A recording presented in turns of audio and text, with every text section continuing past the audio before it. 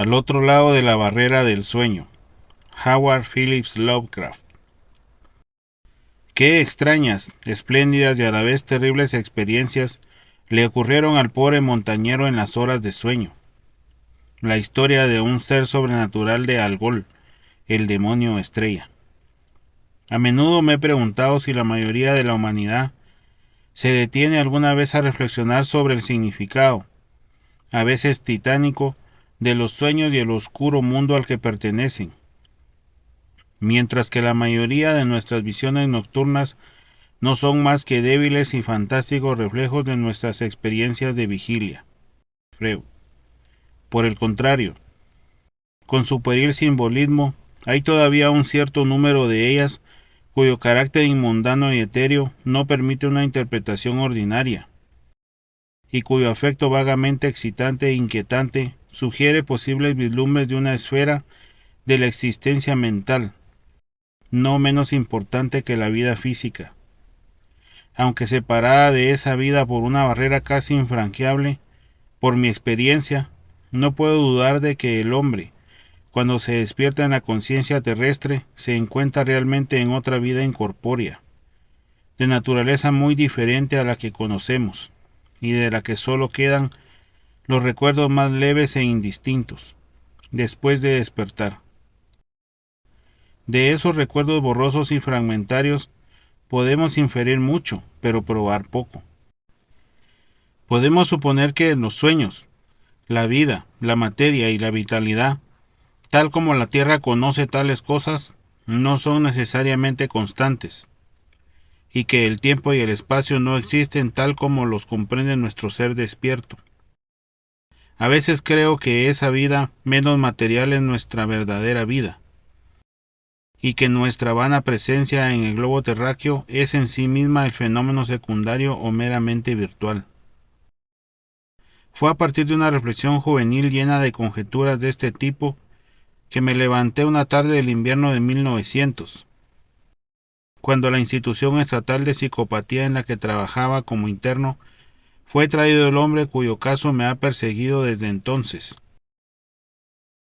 Su nombre, tal como figura en los registros, era Joe Slater, y su aspecto era el del típico habitante de la región de las montañas de Catskill, uno de esos extraños y repelentes vástagos de una primitiva estirpe de campesinos coloniales, cuyo aislamiento durante casi 3 siglos los rincones montañosos de una campiña poco transitada les ha hecho hundirse en una especie de degeneración bárbara, en lugar de avanzar con sus hermanos más afortunados de los distritos densamente poblados. Esta extraña gente, que corresponde exactamente al elemento decadente de la basura blanca en el sur, y la ley y la moral son inexistentes, y su estado mental general es probablemente inferior al de cualquier otro sector de la población nativa americana.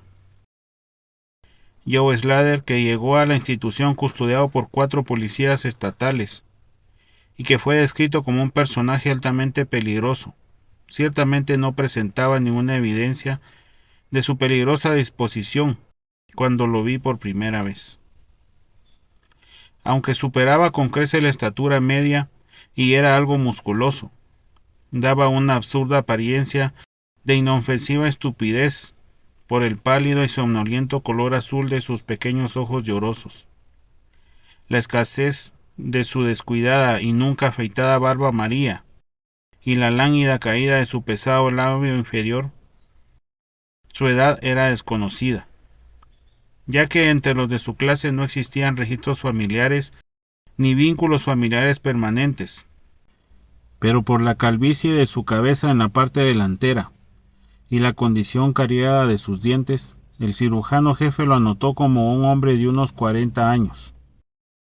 A partir de los documentos médicos y judiciales, nos enteramos de todo lo que se pudo reunir de su caso. Este hombre, vagabundo, cazador y trampero, siempre había sido extraño a los ojos de sus primitivos compañeros. Habitualmente dormía por la noche más allá de la hora ordinaria, y al despertar solía hablar de cosas desconocidas de una manera tan extraña que inspiraba temor, incluso en los corazones de una población poco imaginativa.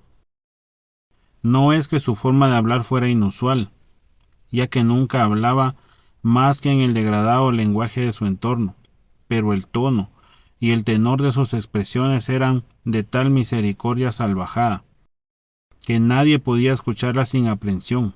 Por lo general, él mismo estaba tan aterrorizado y desconcertado como sus oyentes, y una hora después de despertarse, olvidaba todo lo que había dicho, o al menos todo lo que le había llevado a decir lo que decía, recayendo en una normalidad vacía y medio amigable como la de los demás habitantes de las colinas.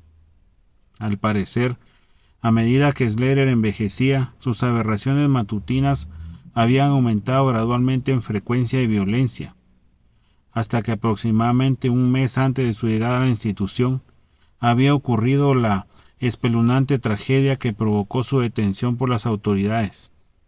Un día, cerca del mediodía, después de un profundo sueño iniciado en una borrachera de whisky, a eso de las 5 de la tarde anterior, el hombre se había despertado repentinamente, con ululaciones tan horribles y sobrenaturales que llevaron a varios vecinos a su cabaña, una posilga inmunda, donde vivía con una familia tan indescriptible como él mismo. Se precipitó a la nieve y levantó los brazos, y comenzó a dar una serie de saltos hacia arriba en el aire, mientras gritaba su determinación de llegar a una gran cabaña con brillo en el techo, las paredes y el suelo, y una música extraña y fuerte. Mientras dos hombres de tamaño moderado trataban de sujetarlo, él había luchado con fuerza y furia maníaca, gritando su deseo y necesidad de encontrar y matar a cierta cosa que brilla y tiembla y ríe. Al final, después de abatir temporalmente a uno de los que le retenían con un golpe repentino, se había lanzado sobre el otro en un éxtasis demoníaco de sed de sangre, gritando diabólicamente que saltaría en el aire y se abriría paso a través de cualquier cosa que le detuviera. La familia y los vecinos habían huido en pánico, y cuando los más valientes regresaron, Slater había desaparecido, dejando tras de sí una cosa irreconocible parecida a la pulpa que había sido un hombre vivo apenas unas horas antes. Ninguno de los montañeros se había atrevido a perseguirlo, y es probable que hubieran agradecido su muerte por el frío. Pero cuando varias mañanas más tarde oyeron sus gritos desde un barranco lejano, se dieron cuenta de que de alguna manera había conseguido sobrevivir, y que su traslado de una u otra forma sería necesario. Entonces se formó una partida de búsqueda armada, cuyo propósito se convirtió en el de un pelotón de sheriff, después de que uno de los raramente populares policías estatales lo observara por casualidad, luego lo preguntara y finalmente se reuniera a los buscadores. Al tercer día, Slater fue encontrado inconsciente en el hueco de un árbol y llevado a la cárcel más cercana, donde los alienistas de Albany lo examinaron tan pronto como recuperó sus sentidos. Les contó una historia sencilla. Según dijo, una tarde se había acostado a la caída del sol después de haber bebido mucho licor. Al despertarse se encontró con las manos ensangrentadas en la nieve ante su cabaña, con el cadáver destrozado de su vecino. Peter Slater, a sus pies horrorizado, se había adentrado en el bosque en un vago esfuerzo por escapar de la escena de lo que debía de ser su crimen. Más allá de estas cosas, no parecía saber nada, ni el experto interrogatorio de sus interrogadores pudo sacar un solo dato adicional. Aquella noche Slater durmió tranquilamente y a la mañana siguiente se despertó sin ningún rasgo singular, salvo una cierta alteración de la expresión. El doctor Barnard, que había estado observando al paciente, creyó notar en los ojos pálidos un cierto brillo singular y en los labios flácidos un imperceptible apretamiento, como de inteligente determinación. Pero al ser interrogado, Slater recayó en la vacuidad habitual del montañero y solo reiteró lo que había dicho el día anterior. A la tercera mañana se produjo el primero de los ataques mentales del hombre. Después de alguna muestra de malestar en el sueño, estalló en un frenesí tan poderoso que se necesitaron los esfuerzos combinados de 4 hombres para atarlo con una camisa de fuerza. Los alienistas escucharon con gran atención sus palabras, ya que su curiosidad había sido despertada a un alto nivel por las sugestivas, pero en su mayoría conflictivas e incoherentes historias de su familia y vecinos. Slater deliró durante más de 15 minutos, balbuceando en su dialecto de pueblo sobre edificios verdes de luz, océanos de espacio, música extraña y montañas y valles sombríos. Pero sobre todo se detuvo en una misteriosa entidad ardiente que se agitaba, reía y se burlaba de él. Esta vasta y vaga personalidad parecía haberle hecho un terrible daño, y matarla en una triunfante venganza era su principal deseo. Para alcanzarla, dijo, se elevaría a través de abismos de vacío, quemando todo obstáculo que se interpusiera en su camino. Así discurrió su discurso hasta que con la mayor brusquedad cesó. El fuego de la locura desapareció de sus ojos y con un sordo asombro miró a sus interrogadores y preguntó ¿por qué estaba atado? Barnard desabrochó el arnés de cuero y no lo devolvió hasta la noche. Cuando logró convencer a Slater de que se lo pusiera por su propia voluntad y por su propio bien, el hombre había admitido ahora que a veces hablaba de forma extraña, aunque no sabía por qué. Al cabo de una semana aparecieron otros 2 ataques, pero de ellos los médicos aprendieron poco. Especularon largamente sobre el origen de las visiones de Slater, ya que como no sabía leer ni escribir, y aparentemente nunca había oído una leyenda o cuento de hadas, sus magníficas imágenes eran bastante inexplicables. El hecho de que no pudiera provenir de ningún mito o romance conocido quedaba especialmente claro por el hecho de que el desafortunado lunático se expresaba solo a su manera. Deliraba sobre cosas que no entendía y que no podía interpretar, cosas que afirmaba haber experimentado, pero que no podía haber aprendido a través de ninguna narración normal o conectada. Los alienistas pronto estuvieron de acuerdo en que los sueños anormales eran la base del problema. Sueños cuya visión podría dominar por completo durante un tiempo la mente despierta de ese hombre básicamente inferior. Con la debida formalidad, Slater fue juzgado por asesinato y absuelto por demencia, e internado en la institución en la que yo ocupaba tan humilde puesto. Ya he dicho que soy un constante especulador sobre la vida onírica, y por ello podéis juzgar el afán con que me apliqué el estudio del nuevo paciente, tan pronto como hube comprobado plenamente los hechos de su caso.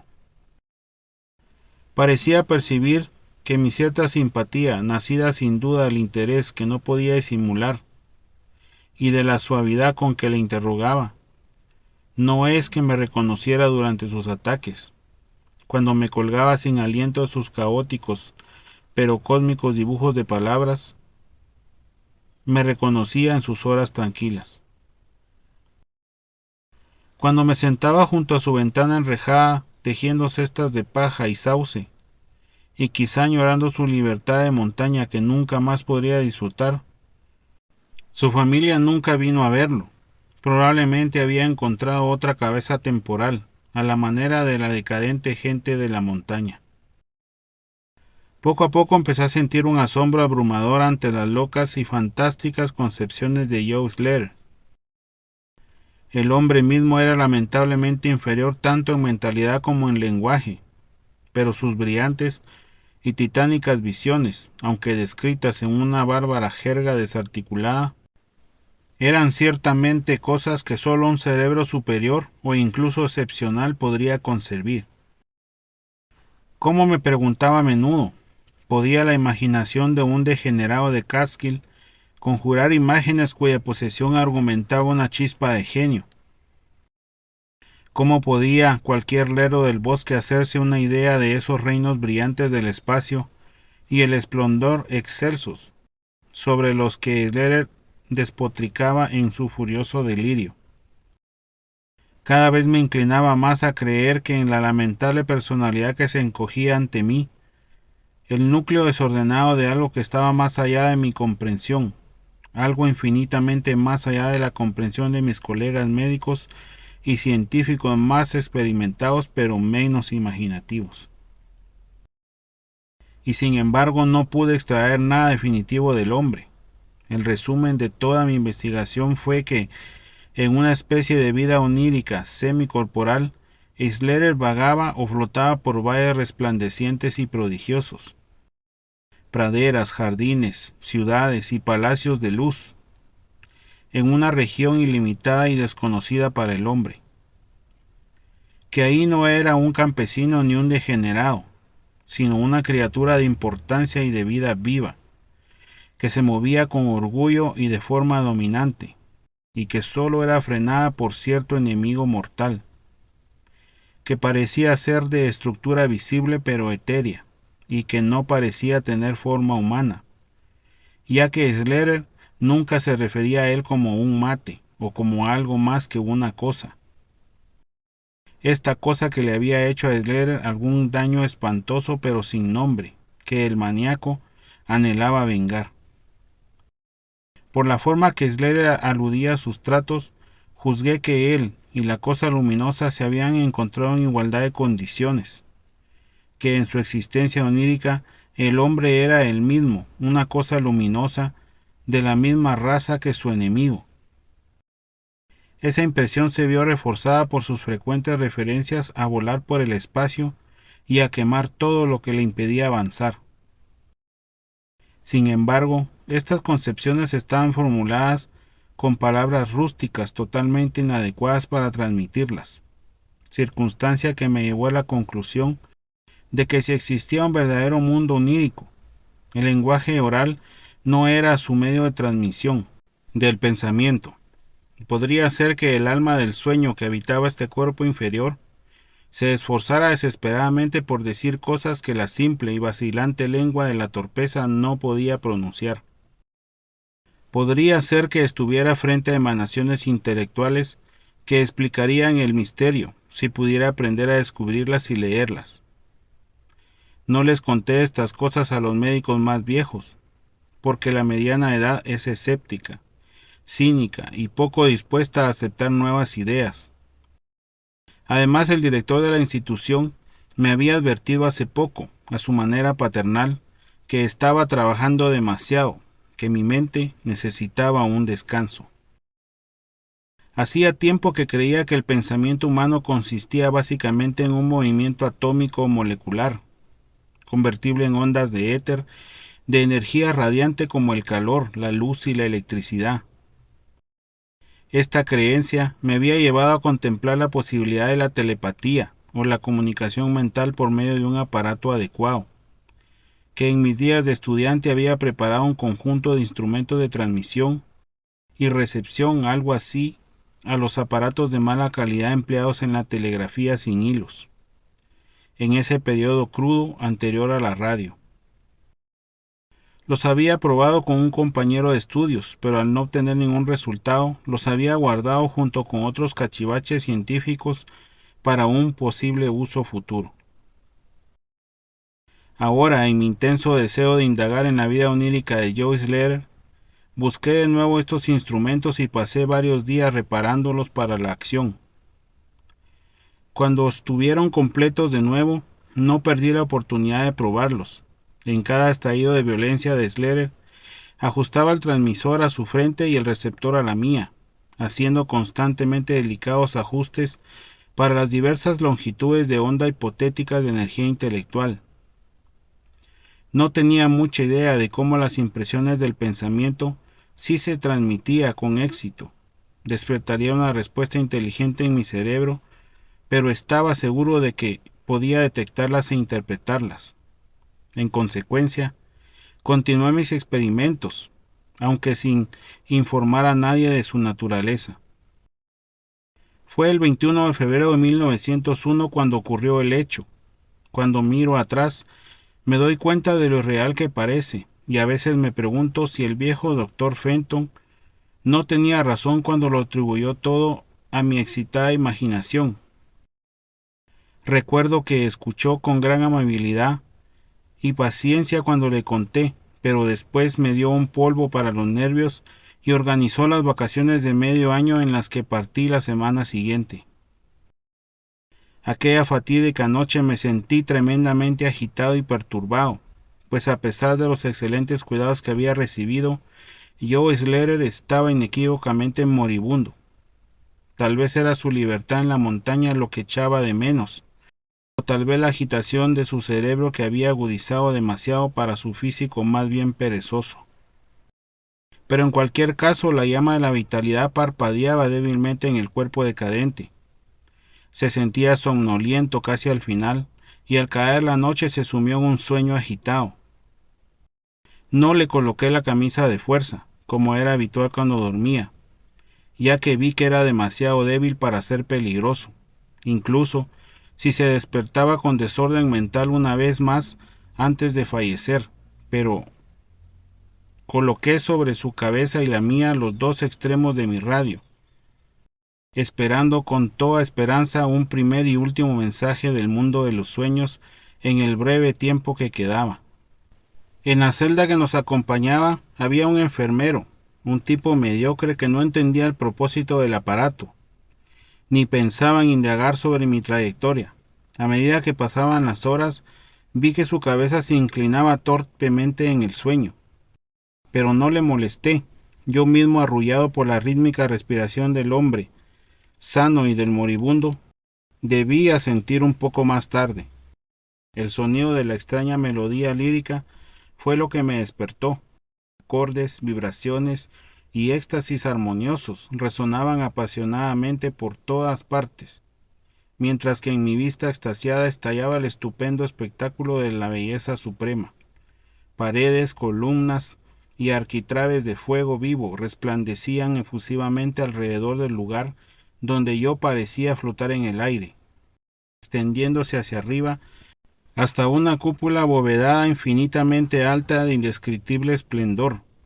Junto a este despliegue de magnificencia palaciega, o mejor dicho, suplantándolo a veces en una rotación caleidoscópica, se vislumbran amplias llanuras y graciosos valles, altas montañas y grutas acogedoras, cubiertas con todos los atributos encantadores del paisaje que mis ojos encantados podían concebir, pero formadas en su totalidad por una entidad plástica brillante y etérea, que en consistencia tenía tanto de espíritu como de materia.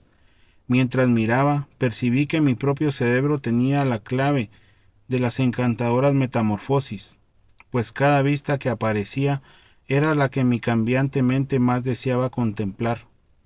En medio de este reino elisiano no habitaba como un extraño, pues cada vista y cada sonido me eran familiares, tal como lo habían sido durante incontables eones de eternidad y lo serían durante eternidades similares por venir. Entonces el aura resplandeciente de mi hermano de luz se acercó y mantuvo un coloquio conmigo, de alma a alma, con un silencioso y perfecto intercambio de pensamientos. La hora era de triunfo inminente, pues no estaba mi semejante escapando por fin de una degradante esclavitud periódica, escapando para siempre y preparándose para seguir al maldito opresor hasta los campos más lejanos del éter, para que sobre él se produjera una ardiente venganza cósmica que hiciera temblar las esferas. Flotamos así durante un rato, cuando percibí un ligero desenfoque y desvanecimiento de los objetos que nos rodeaban, como si alguna fuerza me recordara la tierra, donde menos deseaba ir. La forma cercana a mí pareció sentir también un cambio, pues poco a poco fue concluyendo su discurso y se preparó para abandonar la escena, desvaneciéndose de mi vista a un ritmo algo menos rápido que el de los otros objetos. Se intercambiaron algunos pensamientos más, y supe que el luminoso y yo estábamos siendo llamados a la servidumbre, aunque para mi hermano de luz sería la última vez. El triste caparazón del planeta estaba casi gastado, y en menos de una hora mi compañero sería libre para perseguir al opresor a lo largo de la Vía Láctea y más allá de las estrellas hasta los confines del infinito. Una conmoción bien definida separa mi impresión final de la escena de luz que se desvanece de mi repentino y algo avergonzado despertar, y enderezarme en mi silla al ver que la figura moribunda en el sofá se movía vacilante. Joe Slater se estaba despertando, aunque probablemente por última vez. Al mirar más de cerca, vi que en las pálidas mejillas brillaban manchas de color que nunca antes habían estado presentes. También los labios parecían inusuales, pues estaban fuertemente comprimidos, como por la fuerza de un carácter más fuerte que el de Slater. Finalmente, todo el rostro comenzó a ponerse tenso y la cabeza se volvió inquieta con los ojos cerrados. No desperté a la enfermera dormida, sino que reajusté las cintas ligeramente desordenadas de mi radio con la intención de captar cualquier mensaje de despedida que el soñador tuviera que entregar. De repente la cabeza se giró bruscamente en mi dirección y los ojos se abrieron, haciéndome mirar con asombro lo que veía. El hombre que había sido Joe Slater, el decadente de Catskill, me miraba ahora con un par de ojos luminosos y expansivos, cuyo azul parecía haberse profundizado sutilmente. Ni la manía ni la degeneración eran visibles en esa mirada, y sentí sin lugar a duda que estaba viendo un rostro detrás del cual yacía su mente activa de alto nivel. En esta coyuntura mi cerebro se dio cuenta de una constante influencia externa que operaba sobre él. Cerré los ojos para concentrar mis pensamientos más profundamente y fui recompensado por el conocimiento positivo de que mi mensaje mental, largamente buscado, había llegado por fin. Cada idea transmitida se formó rápidamente en mi mente, y aunque no se empleó una lengua real, mi asociación habitual de concepción y expresión fue tan grande que me pareció recibir el mensaje en inglés ordinario. Joe Slater ha muerto. Llegó la voz de una agencia que penetraba en el alma más allá del muro del sueño. Mis ojos abiertos buscaron el sofá del dolor con curioso horror, pero los ojos azules seguían mirando con calma, y el semblante seguía inteligentemente animado. Es mejor que esté muerto, pues no era apto para soportar el intelecto activo de la entidad cósmica. Su cuerpo bruto no podía someterse a los ajustes necesarios entre la vida etérea y la vida planetaria. Era demasiado animal, demasiado poco hombre. Sin embargo, es a través de su deficiencia que has venido a descubrirme, pues las almas cósmicas y planetarias por derecho nunca deberían encontrarse. Ha estado en mi tormento y prisión diurna durante 42 de nuestros años terrestres. Soy una entidad como aquella en la que tú mismo te conviertes en la libertad del sueño sin sueño. Soy tu hermano de luz y he flotado contigo en los valles refulgentes. No se me permite hablar a tu yo terrestre despierto de tu yo verdadero, pero todos somos vagabundos de vastos espacios y viajeros en muchas edades. El próximo año puedo estar habitando en el Egipto, que tú llamas antiguo, o en el cruel imperio de Tsang Chan, que vendrá dentro de 3000 años. Tú y yo hemos ido a la deriva a los mundos que se tambalean alrededor del rojo Arcturus, y hemos habitado en los cuerpos de los insectos filósofos que se arrastran con orgullo sobre la cuarta luna de Júpiter. Qué poco conoce la Tierra la vida y su extensión.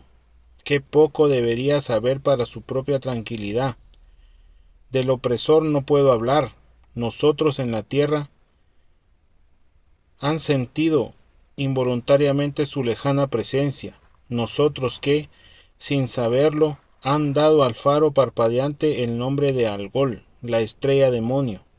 Esta noche voy con una némesis portadora de una justa y ardiente venganza cataclísmica, observándome en el cielo cerca de la estrella demonio.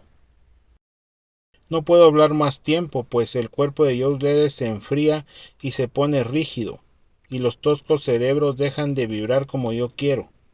Tú has sido mi único amigo en este planeta, la única alma que has sentido y buscado dentro de la forma repelente que yace en este sofá.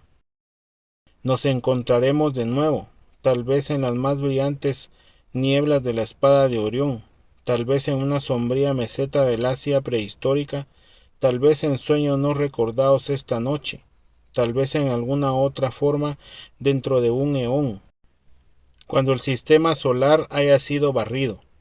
En este punto, las ondas de pensamiento cesaron abruptamente, y los pálidos ojos del soñador,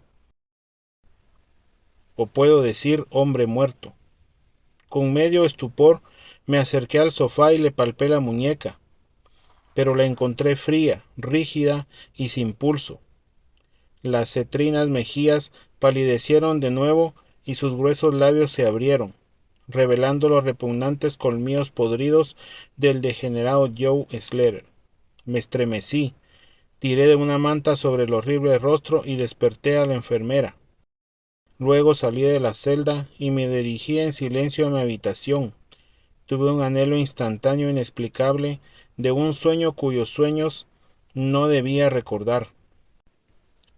El clímax. ¿Qué relato científico puede presumir de tal defecto retórico? Me he limitado a exponer ciertas cosas que me atraen como hechos, permitiéndole a usted interpretarlas como quiera. Como ya he admitido, mi superior, el viejo doctor Fenton, niega la realidad de todo lo que he relatado. Asegura que yo estaba destrozado por la tensión nerviosa y que necesitaba urgentemente las largas vacaciones con sueldo completo que tan generosamente me concedió.